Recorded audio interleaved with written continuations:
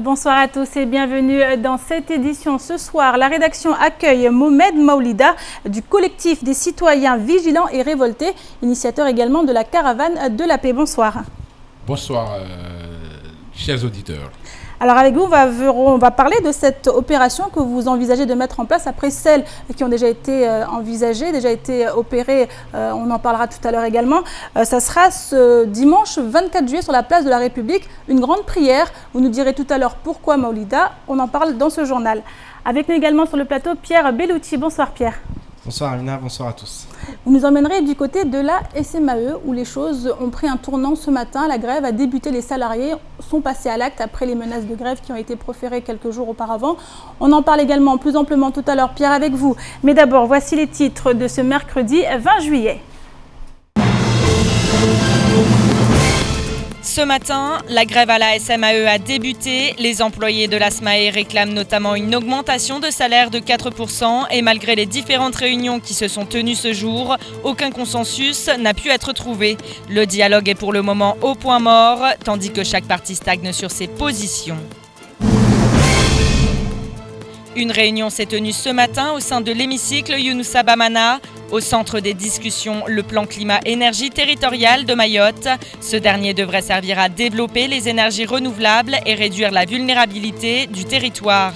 Le plan devrait être validé par le département en décembre. Plus d'informations dans votre journal. Lecture animée, écriture, spectacle de marionnettes ou encore atelier Mtinzano, le festival Partir en livre a débuté aujourd'hui et prendra fin le 2 août. Il a pour objectif d'animer le territoire pendant les grandes vacances et de faire sortir le livre des bibliothèques pour le plus grand plaisir des petits et des grands. Reportage à la fin de cette édition. Annoncée dès la semaine dernière, la grève à la SMAE a bel et bien débuté ce matin. Les négociations annuelles obligatoires n'ayant abouti à aucun consensus, les salariés ont décidé de durcir le ton. En effet, la réunion tenue hier entre les deux parties s'est avérée infructueuse, ce qui a poussé les salariés à entamer leur mouvement de grève dès ce matin. Leur principale revendication reste l'augmentation des salaires à hauteur de 4%, sans compter que des traces de la précédente grève semblent refaire surface. Les explications dans ce sujet signé Abbas Alidi, Pierre Bellouti et Leslie Vimnet. Comme il y a un an à la même époque, les agents de la SMAE sont en grève depuis ce matin. Car si une ultime réunion pour éviter un conflit a bien eu lieu hier, elle n'a pu aboutir à une sortie de crise. En fait, hier, c'était juste une réunion de discussion. Pour moi, ce n'était pas des négociations. On a discuté surtout par rapport à ce qu'on avait, suite à la grève de l'année dernière. Il y avait des choses qu'on avait abordées, donc justement, on discutait là-dessus parce qu'il y avait des choses pour nous qu'on disait, qu'on se dit que ça avançait pas. Donc voilà, c'était essentiellement sur ça. En effet, depuis un an, plusieurs points de désaccord n'ont, selon les agents, toujours pas été réglés. Vous étiez lors des négociations de l'année dernière au syndicat des eaux, lors de la sortie de crise par rapport à la grève de l'année dernière, tout ce qui a été acté sur le PV, qui devrait être appliqué et respecté par la direction, vous voyez, rien n'a été respecté, rien n'a été, même, allez voir, il y a eu des plans de formation, hein, il y a eu des changements de poste qu'il fallait mettre en place depuis l'année dernière.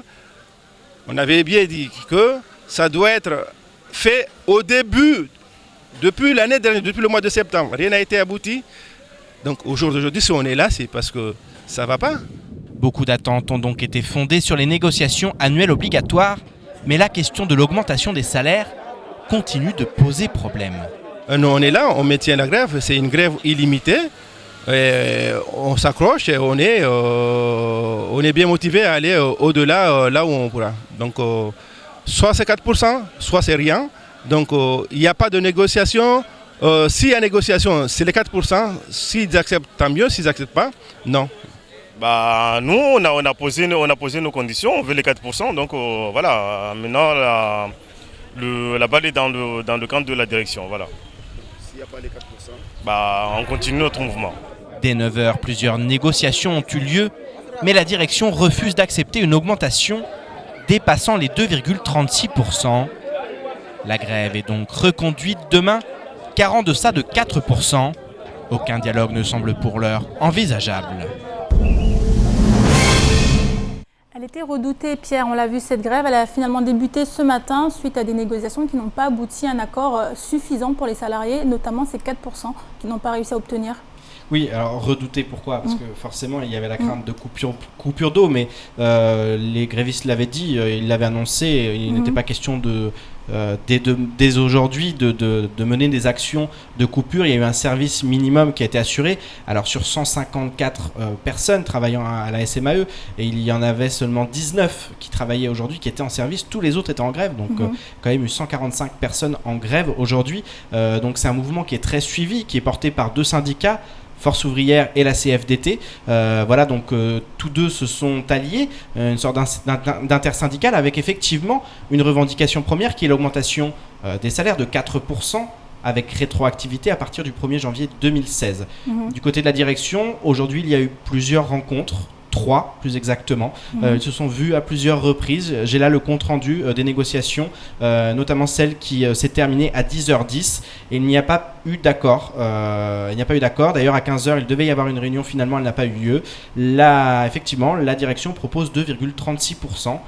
Prenant notamment en compte le SMIC qui a augmenté de 0,55% et ils ajouteraient pour atteindre les 2,36%, mais pas au-delà. Donc ça ne passe pas pour les salariés. Non, ça ne passe pas. Ils sont très fermes, d'autant qu'il y a d'autres problèmes qui ressurgissent aujourd'hui. Et c'est pour ça qu'on expliquait que ces NAO étaient très attendus, parce qu'elles devaient permettre aussi de régler des problèmes qui n'ont toujours pas été réglés. Le délégué syndical, Fedouane Abdou, parlait notamment du fait qu'il y avait un problème au niveau du plan de formation.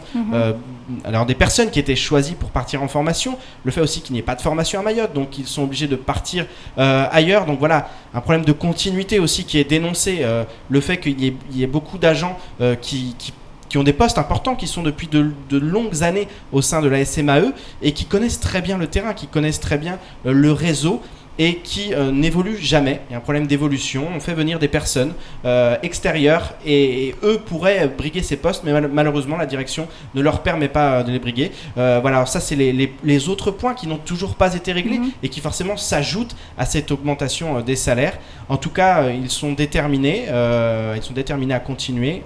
En deçà de 4%, ils ne négocieront pas, ils ne demandent pas plus, ils demandent 4%. Voilà, donc on va voir ce qu'il en est. Alors justement, les salariés tiennent et ils iront jusqu'au bout. On a vu du côté du SIAM également, le président Moussa Mamadi Bavi a été très ferme là-dessus. Alors aujourd'hui, la balle est dans le camp de la SMAE, clairement, comme le disent oui, alors c'est surtout à partir de demain. Donc il n'y a pas de réunion prévue, pas de discussion demain prévue pour le moment. Mais on peut imaginer, ce qui va se passer maintenant, c'est que ce sont les secrétaires départementaux qui vont prendre le relais. Donc au niveau de la CFDT, Ouseni Balachi, au niveau d'EFO, El-Anziz Amidou. Les deux vont un peu essayer de prendre le relais et puis d'entamer des négociations, peut-être sur d'autres bases, en tout cas un dialogue différent. Pour le moment, c'est vrai que c'est un peu chacun reste un peu figé sur ses positions. Le service minimum est assuré. Voilà, après c'est sûr que si ça dure, il risque d'y avoir un durcissement du mouvement. En tout cas, c'est ce qu'ont annoncé déjà les agents de la SMAE qui ont expliqué que si ça s'enlise, si on ne trouve pas de solution, il risque d'y avoir des coupures dans les tout prochains jours. Une affaire qu'on va suivre de très près, Pierre. Et comme annoncé dans nos précédentes éditions, les finances de la CAPAM ont poussé la préfecture à la mettre sous tutelle jusqu'en 2019. Depuis, les réactions ne cessent de se multiplier entre ceux qui pointent du doigt le manque d'accompagnement de l'État et ceux qui s'insurgent contre une mauvaise gestion de la part de la direction actuelle. Ce matin, nous recevions l'un d'entre eux sur notre plateau. Et le moins que l'on puisse dire, c'est que l'ancien président de la Chambre n'y va pas de main morte pour juger son successeur. On l'écoute lors de la matinale de Kwesi. C'est une mauvaise gestion, c'est un problème de... Pour vous, c'est une mauvaise gestion. Patrick, Mousseline Payet n'a pas fait le boulot. Quand on regarde chaque année, il y a des présentations budgétaires qui ne tiennent pas debout. On présente des dépenses sans en contrepartie des modalités des recettes. Comment on peut maintenir debout? Pour combien de temps? C'est que là, lorsqu'ils sont rentrés, ils ont continué à épuiser la trésorerie jusqu'à arriver à un temps. Et c'est bien quand je vois dire que parce que la collectivité, parce que l'État n'a pas suivi, parce que non, l'État ne peut pas suivre comme ça, la collectivité non plus ne peut pas suivre comme ça, sans vous demander un financement pour faire quoi? Pourquoi faire? Par rapport à quoi? Quel objectif? Quelle finalité? Qu'est-ce que ça va apporter dans l'économie agricole et aussi l'économie maritime du territoire, mais aussi au niveau national, parce que notre économie est aussi comptabilisée au niveau national. Et tous ces problèmes-là, malheureusement, c'est pas dans sa logique. Écologie maintenant, alors que 80% de la consommation mondiale d'énergie d'origine fossile, à Mayotte, elle atteint 94,4%. Et dans un contexte mondial où la tendance est à la réduction des gaz à effet de serre, la question se pose donc d'autant plus à Mayotte. Un plan climat-énergie territorial a ainsi été lancé en janvier dernier, avec en plus de réduire l'émission des gaz à effet de serre, prévoit d'en limiter les impacts sur le climat et de réduire également la vulnérabilité du territoire aux changements climatiques. Ce matin, une réunion a eu lieu au sein de l'hémicycle Younoussa Bamana en présence des acteurs concernés. Plus d'informations dans ce reportage signé Adèle Laurent. Tandis qu'une petite quantité de gaz à effet de serre est produite naturellement, la majorité est émise par des activités humaines, principalement par l'exploitation massive de combustibles fossiles tels que le gaz, le charbon ou encore le pétrole. Mathieu Béguin-Bilcoq est consultant pour le bureau d'études AD3E dédié au métier de l'efficacité énergétique, du développement durable et de la prévention des risques sanitaires. Son rôle est d'accompagner Mayotte sur la mise en place du plan climat-énergie territoriale. Il nous en dit plus sur les impacts des gaz à effet de serre. Chacun doit prendre en compte les émissions de gaz à effet de serre parce que l'impact aujourd'hui est direct, réchauffement climatique, réchauffement de la terre, réchauffement de la mer, augmentation de l'acidité marine et donc une diminution de la réserve de poissons. C'est un des impacts importants. Il y a aussi les ouragans, les cyclones qui seront un peu plus importants et un peu moins prévisibles. Voilà, ce sont des impacts naturels et il y a aussi un impact financier pour chacun d'entre nous sur le prix des carburants et de l'énergie à Mayotte qui va augmenter dans les années futures et c'est une évidence. Des conséquences écologiques et économiques, le plan climat-énergie territorial de Mayotte, cofinancé à hauteur de 70% par l'ADEME, vise donc à diminuer les émissions de gaz à effet de serre et à optimiser la qualité de l'énergie sur le département. À Mayotte, 94,4% des énergies utilisées sont d'origine fossile, ce qui implique une dépendance fragile de l'île au niveau énergétique. Le but de ce plan climat-énergie territorial est donc aussi de tendre vers l'autonomie à ce niveau. Aujourd'hui, nous sommes très dépendants des importations du pétrole.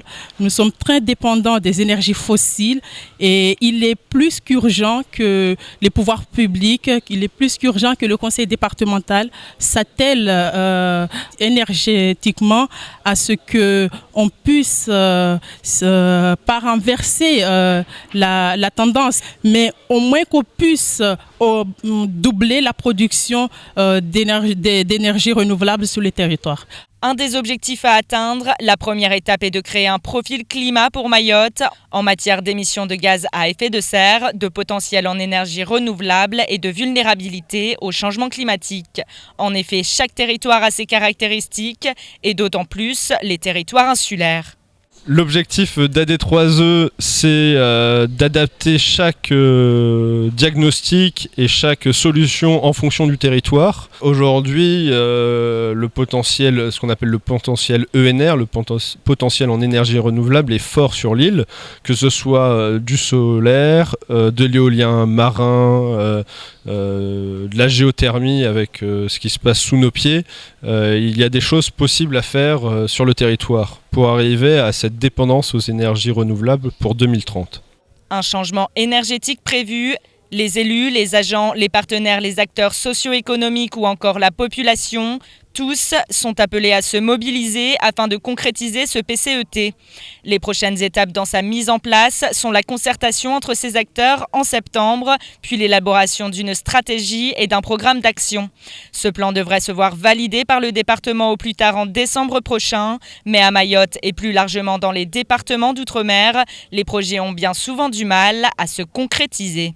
nous avons des ambitions, nous avons la volonté réellement de faire aboutir nos projets. Nous avons des difficultés financières, il y a des difficultés au niveau des statistiques sur le territoire, mais tous ces problèmes-là ne doivent pas nous empêcher d'aller vers l'avant, d'aller vers un développement soutenable, un autre mode de croissance sur le territoire mahorais. C'est un projet qui doit aboutir avant la fin de l'année 2016. Développement de l'énergie renouvelable, réduction de la vulnérabilité du territoire.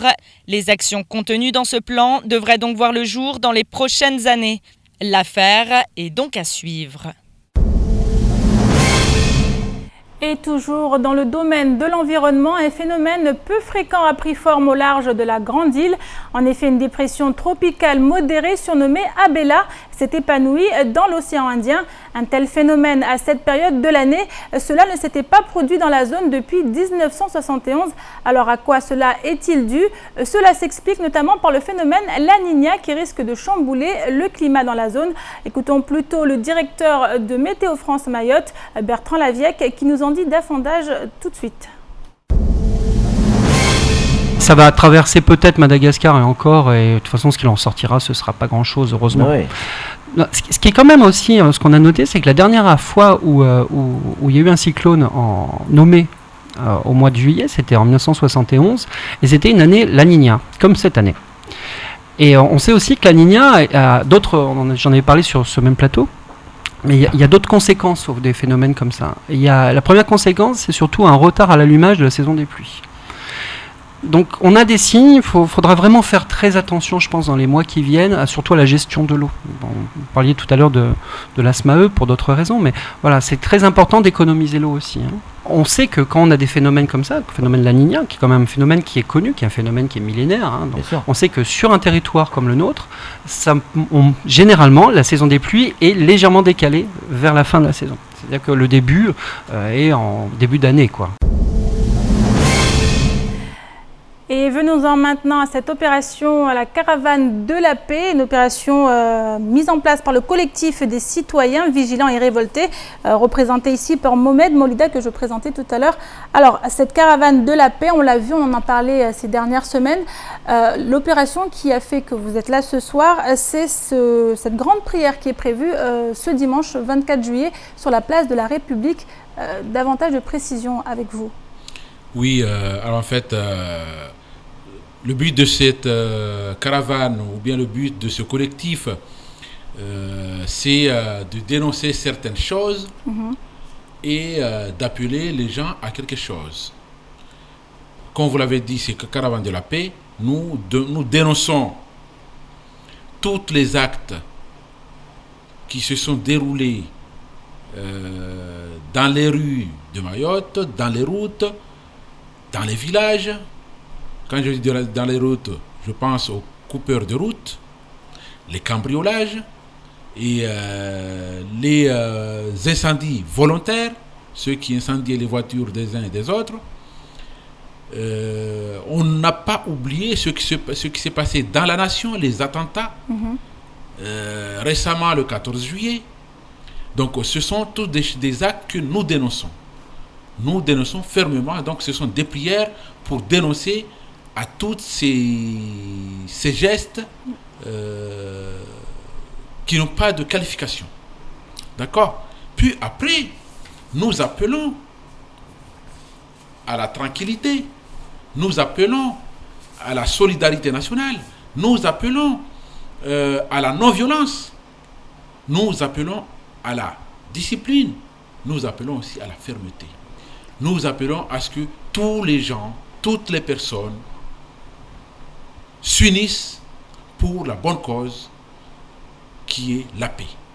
Alors justement, votre collectif a été baptisé le collectif des citoyens vigilants et révoltés. Donc là, il y a une mesure de, comme vous dites, dénoncer, mais quelque part aussi vous agissez. On a vu une action en date il y a quelques jours, notamment avec ce qui s'est passé à Passama Inti, après cette prière qui a été mise en place. Oui, alors en fait, c'est... pourquoi il y a des actions qui sont mises en place et il y a des actions qui se mettront encore en place. Parce qu'il y a partout dans les villages, il y a des villages qui ont mis en place des collectifs villageoises. En fait, d'où la vigilance, c'est être vigilant envers nos enfants, envers notre éducation, pour que nos enfants ne prennent pas cette mauvaise tournure. Alors, est-ce que c'est votre rôle de faire ce genre d'action? C'est le rôle de tout le monde. C'est le rôle de tout le monde, c'est mon rôle, c'est votre rôle, c'est le rôle de tous ceux et celles qui se sentent concernés, qui se sentent parents, qui se sentent responsables de quelque chose. On est tous parents, on est tous responsables de quelque chose, donc c'est l'action que tout le monde doit mener. Alors là, vous avez une opération qui sera mise en place le 24 juillet. Est-ce que d'autres sont prévus par la suite? Oui, alors le 24 juillet, c'est une première clôture des 7 prières qui ont été faites. Et d'autres actions sont déjà en étude et seront peut-être mises en place. Il y a la possibilité de faire des prières en continu tous les 3 mois. En fait, c'est de pérenniser cette action de vivre ensemble et de vigilance. Et du coup, c'est les horaires, donc ça sera 24 Alors, juillet. pour le 24 juillet, ça sera à partir de 7h30. Et c'est possible que ça se délocalisera au lieu de la place de la République, ce sera l'ancienne place du marché. L'ancienne place du marché, pourquoi? Parce que c'est là où il y a de l'ombre. Et on aura les chapiteaux de la mairie de Mamoudzou pour nous abriter. Donc j'appelle à tous ceux et celles qui n'ont pas vraiment des empêchements très difficiles de s'y rendre à partir de 7h30 à l'ancienne place du marché pour cette prière. Et nous appelons toute croyance qui est sur l'île, même les athéismes. Ils sont aussi conviés parce qu'ils y croient en leur athéisme. Alors justement, une action, vous venez de le dire, soutenue par la mairie de Mamoudzou. Merci beaucoup Mohamed Molida. Je rappelle que vous êtes membre du collectif des citoyens vigilants et révoltés, initiateur de la caravane de la paix. Et on continue maintenant avec des nouvelles du reste de l'actualité de ce mercredi 20 juillet. Les précisions tout de suite dans l'actualité en bref. Le président de l'Union des Comores, Azali Assoumani, et le nouveau secrétaire général de la Commission Océan Indien, Amada Madi Bolero, ont récemment revendiqué Mayotte comorienne. Rien de nouveau sous le soleil, même si c'est dans ce contexte que le préfet de Mayotte, Frédéric Vaux, a atterri à Moroni hier. En compagnie de l'ambassadeur de France aux Comores et du préfet de la Réunion, il va rencontrer les plus hautes autorités de l'État. Au programme de la visite, les relations entre la France et l'Union des Comores, l'immigration, mais surtout la mise en place de la coopération régionale entre Mayotte et le pays voisin, selon le programme établi pour la période 2014-2020. Articulé autour de 3 axes, le plan doit accroître les échanges commerciaux, améliorer l'état de santé des populations et les capacités de secours aux personnes, tout en développant l'accès à l'enseignement en mobilité. Autant de projets indispensables, mais qui demandent que chaque partie joue pleinement son rôle. Et toujours dans le domaine de la coopération régionale, lors des prochains jeudis de la Commission Jeunesse et Sport de l'Océan Indien, Mayotte ne sera toujours pas considérée comme française. L'événement qui se tiendra à Madagascar du 30 juillet au 5 août 2016 rassemblera 7 îles-pays, à savoir l'Union des Comores, Djibouti, Madagascar, l'île Maurice, Mayotte, la Réunion et les Seychelles. Créé en 1992, le but de la CJSOI est de promouvoir l'amitié et la fraternité entre les jeunes des pays membres et de favoriser le développement de la coopération régionale à travers la promotion du sport et de la jeunesse. Mais face aux différends diplomatiques qui opposent la France aux Comores, il a été décidé que seul le drapeau des Jeux sera dressé lors des cérémonies d'ouverture et de clôture, tandis que pour les cérémonies de victoire, les drapeaux des pays seront montés au son de l'hymne de la CJSOI et non des hymnes nationaux. La charte des Jeux précise quant à elle qu'en toute occasion de cérémonie nécessitant l'utilisation d'un drapeau, Mayotte utilisera celui des Jeux et n'arborera aucun symbole de l'État français. Dans 1 mois et demi, un phénomène rare et spectaculaire va prendre place dans notre ciel. En effet, le jeudi 1er septembre 2016, une éclipse annulaire du Soleil sera visible entre 10h40 et 14h20. En fonction des conditions météorologiques, l'observation du phénomène sera plus ou moins possible. Même si avant d'envisager toute observation de cette éclipse, l'Agence régionale de santé Océan Indien soumet plusieurs recommandations. En effet, l'observation d'une éclipse est loin d'être sans danger. Il est donc indispensable de se munir de lunettes à éclipse conformes à la réglementation en vigueur. Il est également conseillé de limiter à quelques minutes les observations du soleil et d'effectuer un temps de pause entre deux observations afin de reposer les yeux et de profiter sans risque de ce phénomène extraordinaire. Et enfin, partir en livre. Depuis ce jour et jusqu'au 2 août se dispose ce projet national Paul ses valises à Mayotte. 9 communes sont impliquées pour un festival qui va offrir aux enfants des projections, lectures, spectacles et autres ateliers en tout genre. Un bon moyen d'occuper les enfants durant les vacances scolaires qui viennent de débuter, tout en les initiant à des formes diverses de culture. Un reportage signé Abbas Alidi, Pierre Bellucci et Leslie Vimné.